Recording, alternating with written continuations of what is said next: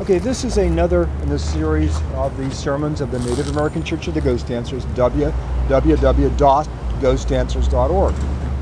And I'd like to start with a prayer at this sacred totem here, and then we're going to talk a little about the clan system of the Native American and the socio-economic system of Native American traditions. Chimi, apithlichi, mitmanarishantli, Micha ishto holitopa, aenakur, abilia hoke, yog mimatlik maish, yopaka, yopalashki, yog mimatlik. Okay, so we're going to talk a little about the clan systems and how different they are, dramatically different from the social structure of Western European nuclear families, which are principally male-dominated and hierarchical. There also, out of that came and was developed the corporate capitalist economic system that we seem to has pretty much pervaded the economic structure of the earth today. And it's to a certain extent thrown it into a position of imbalance because there's so much consumerism and disrespect of the ecosystem that goes along with that. So the clan system of Native Americans was not a nuclear family system. It was based upon a maternal, more of a female integrative community service orientation. And as such, it was the relationships of people when they were born into the clan system was not male dominated with these nuclear divisive families as it is today, but it was a very integrated community-based system.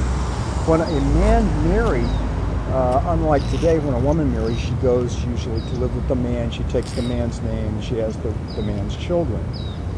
These children are then raised in these very little nucleated families with devices. In the Native American system, when a man married a woman, he would go to live with her clan, and his children would be born into the clan of the woman. They were what were known as matrilineal and matrilocal. As such, the relationships and even the terms in the Native American language are very different from the terms such as mother, father, aunt, uncle, brother, sister, grandfather, grandmother, and they had to be retranslated and reorchestrated when Western Europeans started to interact with Native Americans, because these terms did not have the same meanings as they did in the old clan system. For example, your biological father was your Inki, but your clan father was your Emoshi, which was your mother's brother, and you lived in the clan of your mother. He was the one that was primarily responsible for teaching you, but it wasn't just your mother's brother, it was all your mother's male relatives were your Emoshi, and they were responsible for teaching you. Your Inki, on the other hand, his sister was your Anhokni if you were a male, and all of the women were Anhokni. But all of your mother's female relatives were your Ishki, which was the term not only for your biological mother, but all of your clan mothers. And the whole clan and community was responsible for teaching and raising these children.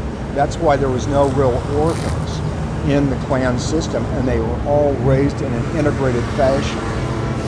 Behind me is this totem pole, which each clan had animals that were specifically four-legged and resources from the repositories of the ecosystem that were actually protectors and guardians of the clan.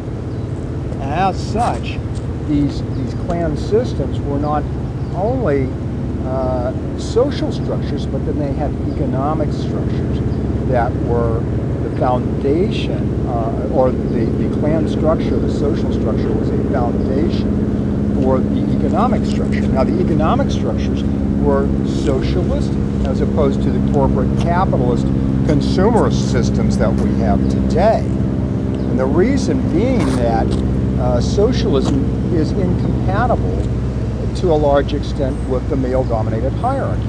That's why socialism, Marxist-Leninism, the communist-based scenarios of the former Soviet Union or Maoism do not work well, and eventually have this incompatible stress factor involved because they have this structure-based hierarchy that's incompatible with a community maternal-based socialism.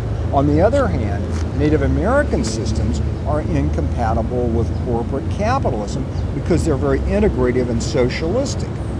So a socialism or a communism in, let's say, the Soviet Union was inherently going to be in a state of deterioration and falling apart from the outset, because all they do is just develop a male-dominated hierarchy and placed on this social structure or this economic structure of communism, and therefore it just was incompatible.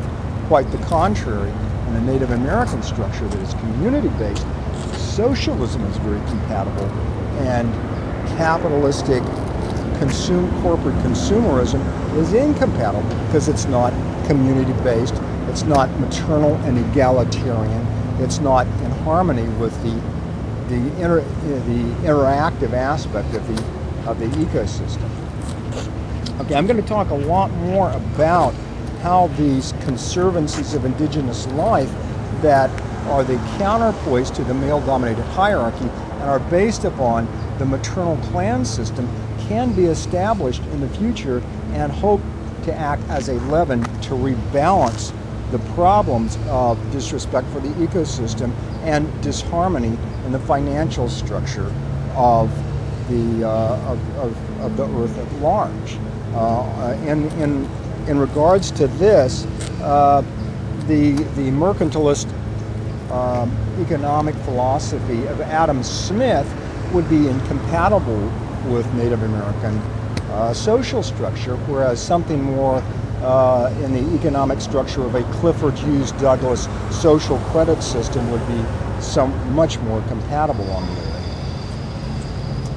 As such, as I said, I will be speaking about this more in the future, how this interaction can take place with a doorway where Native Americans need to establish their own banking system, respected by the Bank of International Settlements, which is the international structure of banking that oversees all national banks, including the Federal Reserve.